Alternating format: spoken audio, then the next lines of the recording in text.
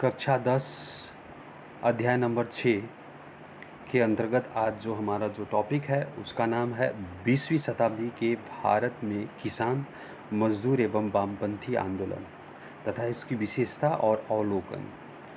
तो हम लोग याद रखेंगे कि किसी भी देश की स्वतंत्रता संग्राम तथा उसकी सर्वांगीण प्रगति में कामगार लोगों की, विशेष रूप से किसानों तथा मजदूरों की भूमिका बड़ी ही महत्वपूर्ण मानी जाती है। आधुनिक भारत के इतिहास में और ख़ास तौर पर स्वतंत्रता आंदोलन के क्रम में किसान तथा मजदूर आंदोलन का व्यापक महत्व रहा है। ब्रिटिश सरकार की नीतियों से, जिनके चलते श्रमिकों का शोषण बड़े स्तर पर होने लगा था, भारतीय किसान और बाद में मजदूर वर्ग के लोगों में असंतोष की भावना धीरे धीरे बढ़ने लग गई थी। परिणाम स्वरूप किसानों तथा मजदूरों ने आंदोलन का रास्ता अख्तियार कर लिया था।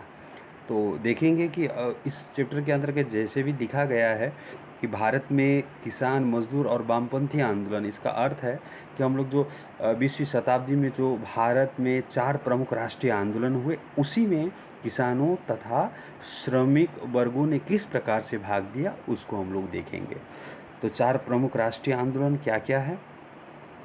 बंगभंग विरोधी आंदोलन, बंगाल का जब विभाजन हुआ था तो उसके विरुद्ध में किया गया आंदोलन बंगभंग विरोधी आंदोलन के नाम से जाना जाता है। दूसरा नंबर असहयोग आंदोलन, गांधी जी के नेतृत्व में किया गया। तीसरा सविनय अवज्ञा आंदोलन। चौथा भारत छोड़ो आंदोलन। तो इस 4 आंदोलन में कृषकों ने तथा मजदूरों ने किस प्रकार से भाग लिया उसको हम लोग देखेंगे।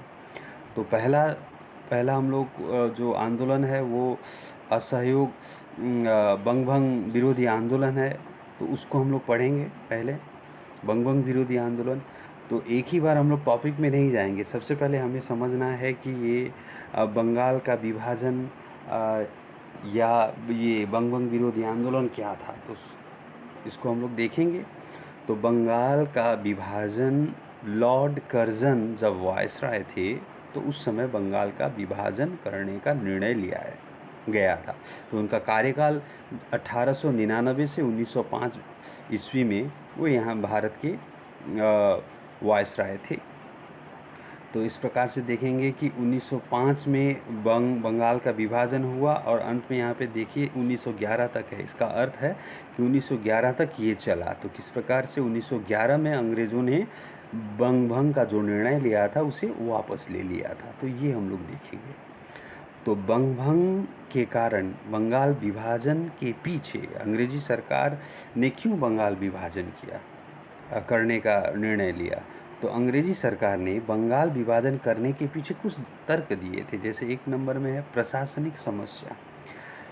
तो अंग्रेजी सरकार ने जो तर्क दिया उसके हिसाब से बंगाल एक बहुत बड़ा प्रांत था। अंग्रेजी सरकार ने यह कहा कि अगर बंगाल में सुधार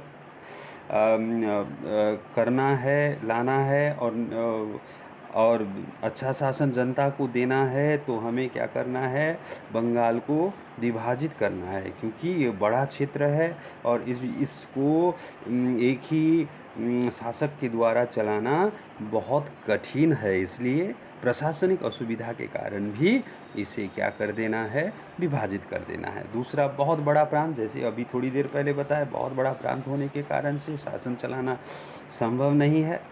और इसके बाद इसमें एक प्रकार से जो सुधार का कार्य बहुत धीरे और मंद गति से चलता है। कलकत्ता से ढाका की दूरी बहुत ज़्यादा है। तो इस प्रकार से अनेक प्रकार की यहाँ पे दिखाया गया कि ये एक बड़ा प्रांत है। उसके बाद पूर्व बंगाल के विकास में बाधक, अंग्रेज़ों के अनुसार से अंग्रेज़ कह रहे हैं कि पूर्व बंगाल में विकास सही ढंग से नहीं हो रहा है। उसका कारण क्या है? उसका कारण यह है कि बंगाल का विस्तृत होना, क्योंकि जितने भी विकास या जो भी उन्नति के कार्य हो रहे हैं उसका केंद्र केवल कलकत्ता या पश्चिम बंगाल में हो रहा है।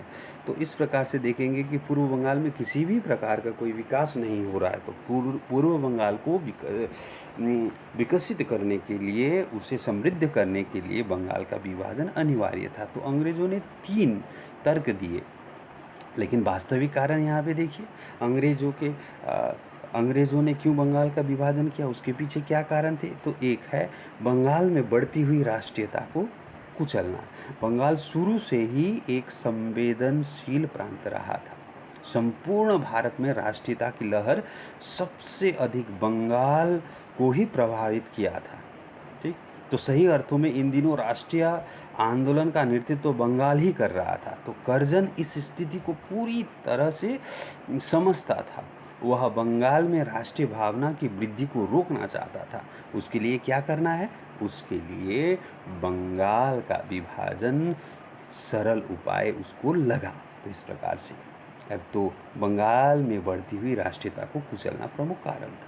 हिंदू मुसलमान विवाद पैदा करना। तो कर्जन का उद्देश्य था कि वह बंगाली हिंदुओं एवं मुसलमानों में फूट डालकर उन्हें आपस में लड़ाना वह चाहता था, जिसके कारण से अंग्रेजों की स्वार्थ सिद्धि हो सके। तो हिंदू मुसलमान विभेद पैदा करना उसका दूसरा उद्देश्य था। तीसरा, बंगाल के प्रबुद्ध वर्ग का प्रभाव नष्ट करना। तो बंगाल का प्रबुद्ध वर्ग राष्ट्रीय आंदोलन का नेतृत्व कर रहा था। तो ज्ञानी या शिक्षित वर्ग के जो लोग थे वो राष्ट्रीय आंदोलन का नेतृत्व संभाल रहे थे। उनके प्रभाव को कम करने के लिए कर्जन ने बंगभंग को आवश्यक माना था। उसके बाद बंगाल की एकता को नष्ट करना। कर्जन बंगाल के संगठन शक्ति को समाप्त करना चाहता था। वह नहीं चाहता था कि संपूर्ण बंगाल संगठित शक्ति राष्ट्रीय आंदोलन में भाग लेकर उसे मजबूत तथा शक्तिशाली बनाए। अतः उसके लिए बंगभंग क्या था, आवश्यक था। तो इस प्रकार से अंतिम में देखिए, राष्ट्रीय आंदोलन को कमज़ोर करना। तो बंगाल के विभाजन का मुख्य उद्देश्य राष्ट्रीय आंदोलन को कमज़ोर करना था। सबसे पहले अंग्रेजी नियंत्रण में आने एवं अंग्रेजी शिक्षा के प्रसार से बंगाल में राजनीतिक आंदोलन का केंद्र था। कर्जन इस नीति को अपनाकर इस केंद्र को कमज़ोर और प्रभावहीन बना देना चाहता था। तो ये था। इसके बाद क्या हुआ, यहाँ पे देखिए, बंगाल विभाजन की घोषणा कब की गई, तो 19 जुलाई 1905 को घोषणा की गई कि हम लोग बंगाल का क्या करेंगे, विभाजन करेंगे। और बंगाल विभाजन की घोषणा को कब प्रभावी कर दिया गया, अर्थात बंगाल को कब विभाजित कर दिया गया, तो 16 अक्टूबर 1905 को बंगाल विभाजन को प्रभावी कर दिया गया। तो बंगाल विभाजन की योजना तो कैसे थी, तो बंगाल को 2 भागों में बांटने का निर्णय लिया। इस योजना के तहत एक तो नया प्रांत बनाया जाएगा, पूर्वी बंगाल और असम है उस नया प्रांत, जो यहाँ पे चित्र में भी देखिएगा। एक साइड में पूर्वी बंगाल है, दूसरे साइड में पश्चिम बंगाल है। तो यहाँ से ये बांटने का इसने प्रयास किया। तो इसमें क्या क्या होंगे, तो इसमें ढाका, चटगांव, राजशाही डिवीज़न, मालदा जिला, त्रिपुरा जिले के पहाड़ी भाग, दार्जिलिंग जिला, असम को एक साथ मिलाया गया और इसकी राजधानी क्या बनाने का निर्णय लिया गया, ढाका। उसके बाद वास्तविक बंगाल या पश्चिम बंगाल, तो उस समय बंगाल का शेष भाग जैसे बिहार, उड़ीसा और संबलपुर को एक साथ मिलाकर इसकी राजधानी कोलकाता बनाई गई। तो यहाँ पे दिया गया है, इसको देखिए ये चित्र को। उसके बाद 16 अक्टूबर, यहाँ पे देखिए 16 अक्टूबर 1905 बंगाल में जिस दिन बंगाल विभाजन को क्रियान्वित किया गया था, उस दिन शोक दिवस के रूप में मनाया गया। तो इसके बाद रविंद्रनाथ टैगोर ने रक्षाबंधन या राखी बांधने का आह्वान किया। उन्होंने पूर्व और पश्चिम दोनों बंगाल के लोगों को कहा कि आप लोग एक दूसरे को राखी बांधिए, ताकि हम लोग एक है, इसे दर्शाने के लिए एकता के प्रतीक के रूप में एक दूसरे को राखी बांधने को उन्होंने कहा। तो रक्षा बंधन का जो विचार उन्होंने लेकर वो सामने आए। उसके बाद बंगाल, इसी समय सुरेंद्रनाथ बैनर्जी भी जो अपने ढंग से बंगाल विभाजन के निर्णय का विरोध कर रहे थे। तो इन्हें बंगाल का बेताज बादशाह के रूप में माना जाता है। तो ये सवाल कभी कभी पूछा जाता है। तो बंगाल विभाजन तथा स्वदेशी आंदोलन, बंगाल विभाजन के विरुद्ध में किए गए आंदोलन को स्वदेशी आंदोलन के नाम से हम लोग जानते हैं।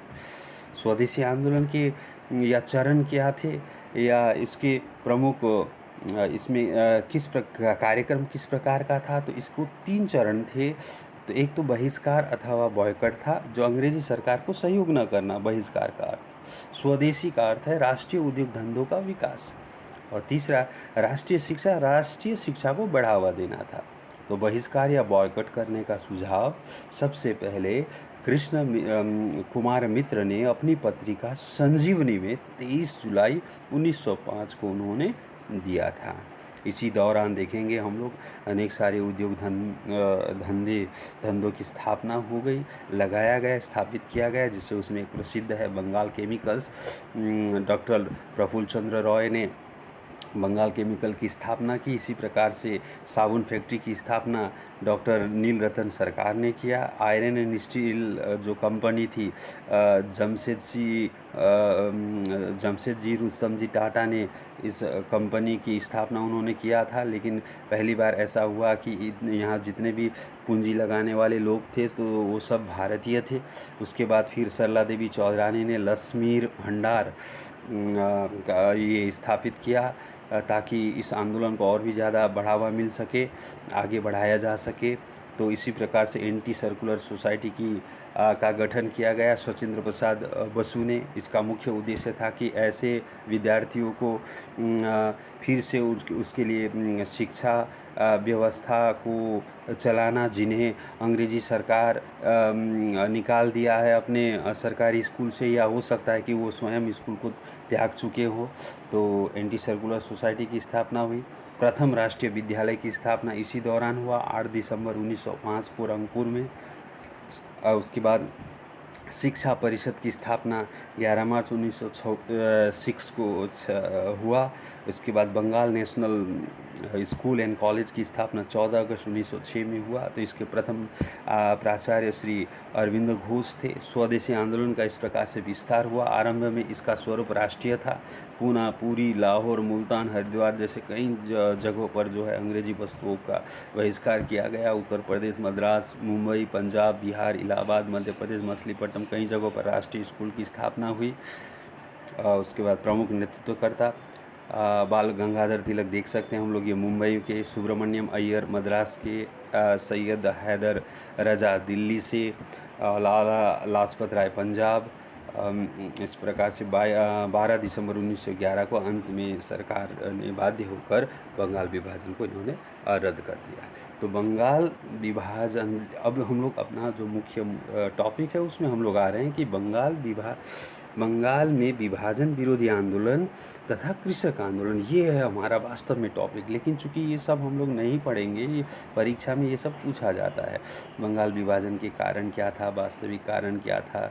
उसके बाद ये पूछा जा सकता है कि कब बंगाल विभाजित हुआ, तो स्वदेशी क्या है। इस तो जो महत्वपूर्ण पॉइंट है मैं यहाँ पे सभी को समझाने का मैंने प्रयास किया है। तो यहाँ पे देखेंगे कि बंगाल विभाजन विरोधी आंदोलन तथा कृषक आंदोलन। तो कृषकों ने क्यों आंदोलन में भाग लिया इस बंगभंग विरोधी आंदोलन में। तो पहला टॉपिक है कि अत्यधिक लगान। उस समय अंग्रेज़ों को जो लगान दिया जाता था बहुत ज़्यादा, उनसे लगान की मात्रा बहुत अधिक थी। तो अत्यधिक लगान भी एक कारण था। तालुकदारों और ज़मींदारों द्वारा शोषण, तो इन पर शोषण होता था। तालुकदार और ज़मींदार इन पर शोषण किया करते थे, अत्याचार किया करते थे। और एक तो था कि स्वाधीनता की लालसा, की एक समय ऐसा आएगा कि अगर अंग्रेजी शासन यहाँ से समाप्त हो जाएगी तो उनका जीवन अच्छा होगा। तो वो सपना उनके मन में था। तो इस कारण से भी इन्होंने बंगभंग विरोधी आंदोलन में भाग लिया। तो इस प्रकार से देखें भारतीय राष्ट्रीय कांग्रेस की भूमिका। तो सब भारतीय राष्ट्रीय कांग्रेस ने यहाँ इस आंदोलन के दौरान जो बढ़ी हुई जो लगान की जो दर थी उसे न देने का कार्यक्रम शुरू कर दिया। हालांकि ये आंदोलन उतना प्रभावी न हो पाया। तो इसी समय अश्विनी कुमार गुप्ता ने 1906 ईस्वी में एक समिति की स्थापना की थी, स्वदेशी बांधव समिति। तो इसकी स्थापना किया तो गांव में जितने भी समस्याएं हैं उसको सुलझाने का प्रयास और कृषकों के हितों की सुरक्षा करना। तो इसका मुख्य उद्देश्य स्वदेशी बांधव समिति का था। तो कृषकों ने विदेशी सामानों का बहिष्कार किया, विदेशी चीनी, नमक का इन्होंने बहिष्कार किया। तो ऐसा भी देखा गया है कि बंगाल के कई कृषक संगठनों ने विभाजन के निर्णय को स्वीकार किया था। परिणाम स्वरूप क्या हुआ कि आसाम, मयमनसिंह और आदि क्षेत्रों में दंगे हुए। जैसे एक उदाहरण है हमारे पास में कि राजेंद्र लाल मंडल के नेतृत्व में जो नमशूद्र कृषक थे, जो दलित कृषक थे बंगाल के, उन्होंने विभाजन का समर्थन किया। तो हो सकता है कि उनको एक मन में ये था कि अगर विभाजन हो जाएगा बंगाल का तो उन्हें इसका सकारात्मक लाभ मिलेगा, यही सोचकर इन्होंने भाग लिया था। तो ये है बंगाल में विभाजन विरोधी आंदोलन तथा कृषकों की भूमिका।